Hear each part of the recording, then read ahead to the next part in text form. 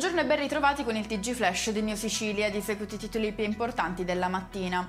Ci sarebbe una questione di soldi alla base dell'omicidio di Caterina Pappalardo, la donna di 62 anni uccisa dal figlio al culmine di una lite a Messina. A scatenare l'ira del 27enne sarebbe stato il rifiuto della madre dinanzi a una richiesta di denaro.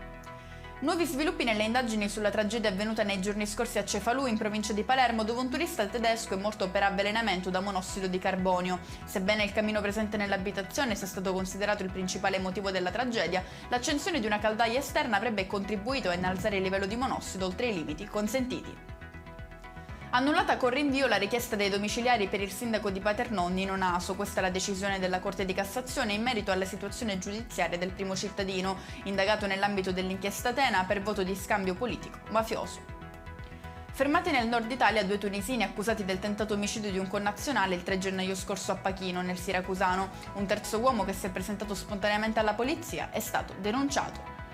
Sono iniziate le audizioni nella Commissione parlamentare d'inchiesta sulle condizioni di lavoro in Italia in merito alla tragedia di Casteldaccio avvenuta lo scorso maggio. 5 gli operai che persero la vita durante l'esecuzione di lavori in subappalto per conto di Ama. E con questo è tutto, prossimo appuntamento più tardi alle 19:30. Grazie per averci seguito, buon proseguimento di giornata.